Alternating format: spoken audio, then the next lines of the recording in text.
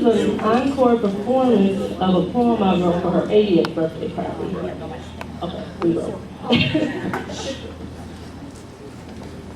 It's called I Remember When. I remember 3 Christmas trees, 2 decorated and 1 left free. Didn't understand what was going on that day. Didn't realize she had just passed away. Too young to remember, but gained so much of her through grandparents, cousins, uncles, and such. Hearing about Mom was never too much. Although she's not here to share in this day, we all feel she's near in some special way. I remember Christmas presents that filled the floor and many more that came through that door. While we were sleeping, eyes closed real tight, seemed like a miracle happened that night. Remember our swimming pools and bumblebee stings and all our swings, that big old apple tree, 2 of a different kind by the same name, you see. I remember our big grassy yard where we ran and jumped and played so hard. Remember mosquito bites and apple fights, the party dresses and party messes, being so shy, too scared to say hi. But that was okay. We had each other all the way. I remember Easter dresses and Easter speeches, forgetting in our lives they tried to teach us. Remember Christmas plays and church concerts, trying to stay up late and falling asleep on the benches. Medill saying, "Wake up, baby, go sing that song for Jesus." I remember cool autumn days and hikes on long trailways, looking for leaves with such vibrant colors, trying to find one not like the other. I remember Memorial Day weekend and visiting loved ones that are long gone. So many flags and flowers to see. Some of us a little scared, but never me. I remember barbecue on those days and all the funny games that we played. Remember Halloween and trick-or-treat and all that candy that we'd eat? I remember the first time Michael drove us to the church picnic one year in Granddaddy's old station wagon he always had near. Oh, Medill was proud of that boy that day. And he bragged about it all the way. Remember Thanksgiving dinners and so much food, our cousins, our aunties, and uncles too? Apple, peach, and sweet potato pie. Chitlins on the stove. My. Us giving thanks for what we had and for the good and sometimes the bad. Because from the bad we learned a lot, you see. Some endurance and patience, a lot of faith and humility. I remember the first day of school. I heard Priscilla crying way down the hall. I could just imagine her clinging to a wall. I was scared too, just didn't show it. I was too scared to let anyone know it. I remember Aquilla getting in fights. And being sent to the office night, I know that wasn't right. Remember snowball fights and sleigh rides. Medill bundling us up saying, "Y'all going outside."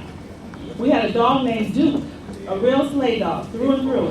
He took us all for a ride, even Medill too. But it abruptly came to an end when we went around that bend. We looked around behind us. Where did Medill go? Oh, there she was, face down in the snow. I remember all our dogs. Lady, Duke, Trixie, and Sparky too. We had a puppy named Penny. She was our own little secret nobody knew. We snuck her in the house till our cousin Van came and screamed like she saw a mouse. Medill, they got a dog up here. We all could have killed her that day, but Medill let us keep Penny anyway. Remember bell bottoms and afros, French braids and cornrows, and Motown on the radio. Our big sister Topaz, well, Barbara was her name then, dressing up and smelling good, working hard and partying. She took us places and showed us things, expanded our minds and gave them wings. Lisa, babe. I remember her. 4 years apart, that's what we were. She was our own special play toy. She drove her mama crazy and brought us all such joy. I remember our sister Tina teaching us how to braid hair real tight. Everything she taught us always seemed right. Patience and tolerance is what something she needs, since there were 2 of us, filled with mischievous deeds. I remember sneaking downstairs to sleep in Medill's bed. Sherry and Terry stopping us, saying, "Where you going?" "To the bathroom," we said, knowing good and well we were headed for that bed. A billion tiny braids they would put in our hair. I think one's still in there somewhere. I remember us sleeping over April and Tracy's one night, FD sneaking upstairs and filling us with fright. And one of April's birthday parties, boy, she wasn't afraid to shake her thing. Then her mom would join in, and we were like, I remember Auntie Jen and her sassy ways. She dressed Priscilla up in her clothes one day. I remember a birthday party Chucky had. He got a big wheel for his birthday. I wanted one so bad. Roberta asked me, "Do you want to ride?" But I was too scared and shy, so instead I lied. Remember baby Zeri staying the weekends? For Tina, who watched him, this was no easy feat. Her constantly hearing, "Eat, Nina, eat." And Medill wrestling Dad to the floor. Him saying, "Come on, Auntie, get off of me." And her blocking the door.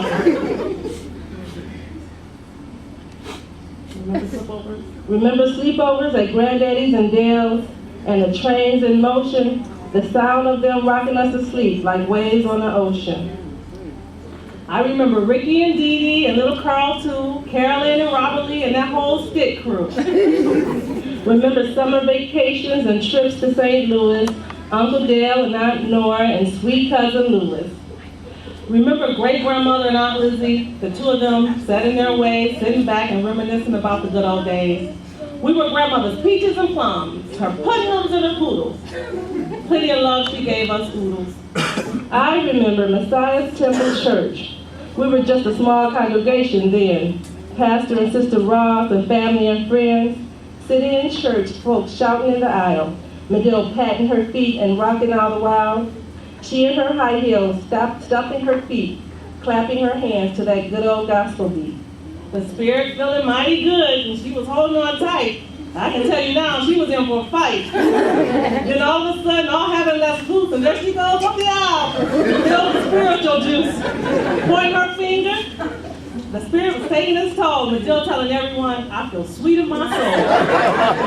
I remember church picnics, where all our friends gathered for fun and food, good old-fashioned laughter. My brother Kelly and Barfield tussling in the water at play. A drop-off nearby almost took Kelly away. Priscilla on her beach ball, floated out too far. What could have happened that day would have left a mighty scar. Sherry on a raft drifted downstream, but all were rescued by divine hands unseen. But most of all, I remember 123 Bell Street. In my dreams, it all remains so sweet. I remember, Mother dear, we had a ball, and over the years, we were blessed through it all.